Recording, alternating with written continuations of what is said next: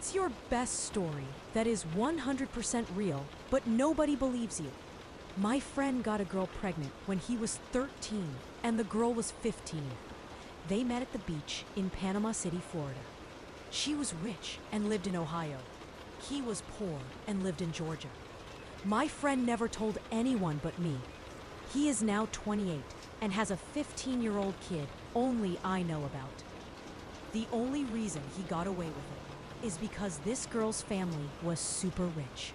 The girl never said who the guy was and would sometimes fly down to visit him in secret. I did not believe this Sid until I saw pictures of his kid.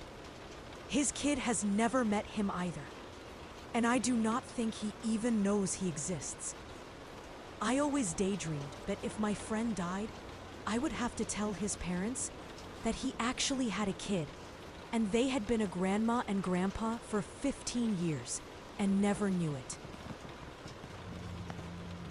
When I was about 16, I was in a restaurant in Melbourne with my cousin. I noticed a young guy eating with his family.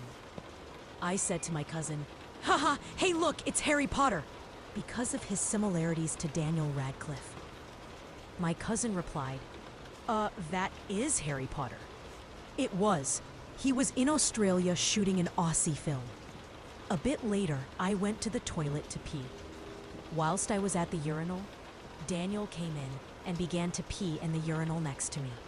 I looked over at him and we made eye contact, and he said, "Nice wand," finished, washed his hands, and walked out. No one has ever believed this, and only my cousin can vouch for the fact that we saw him, but not for what he said in the toilet. TLDR, Daniel Radcliffe, Harry Potter, told me I had a nice wand whilst we were urinating next to each other. When I was little, my younger brother and I were always staying with babysitters during the day. This one time, we were with the same babysitter for a few months. As soon as we got to her house, I would hang me and my brother's coat on the coat hangers that were strategically placed right before the basement stairs. My brother was too little to reach the coat hangers, so I would have to hang his for him.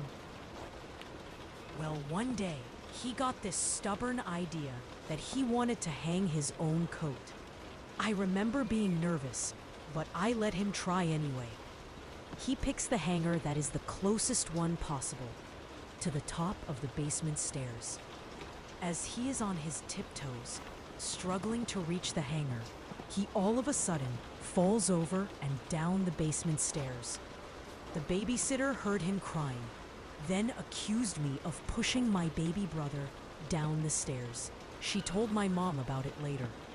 To this day, no one believes me that I didn't do it. I would never hurt my little brother. When I was about 8 years old, my dad and I were throwing the Nerf Whistler football out in the yard. My dad had quite the arm back in the day, so when we got done throwing around, he decided he wanted to send a laser right in the back of his truck from about 30 yards away. Naturally, I begin to run inside and Dad accidentally hits me so hard with the Whistler that it has left a permanent dimple in the side of my face. Lucky for me though, it hit me square in the jaw where normal dimpies usually are. That is probably the source of why people don't believe me. But that happened. Hearing that high-pitched whistle coming directly for my face was absolutely terrifying.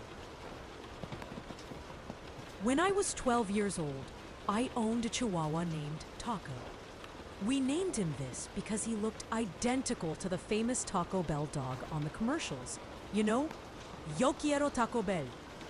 Anyways, one day at home, Gulf Coast of Florida, I took Taco out for a little walk so he could go to the bathroom. Well, mind you, Chihuahua's legs are so short that if they run away, you can literally go catch them with no problem. So leashes aren't required. So back to the story. Taco was minding his business, and as the 12-year-old boy I was, I got distracted by a pair of lizards humping on a nearby tree. I noticed a shadow fly by, and then heard a little yelp. I switched my focus only to see Taco in the talons of an eagle or hawk, flying away into the sunset. I then proceeded to scream, "Taco, no!" But I couldn't do anything about it. So I walked inside and told my mom, and she still doesn't believe me to this day. 8 years later, no one believes me, and I am still missing Taco. If you enjoyed the stories, don't forget to like and follow for more. And if you have any thoughts or tips to make the videos better, just drop a comment below. I'd love to hear from you.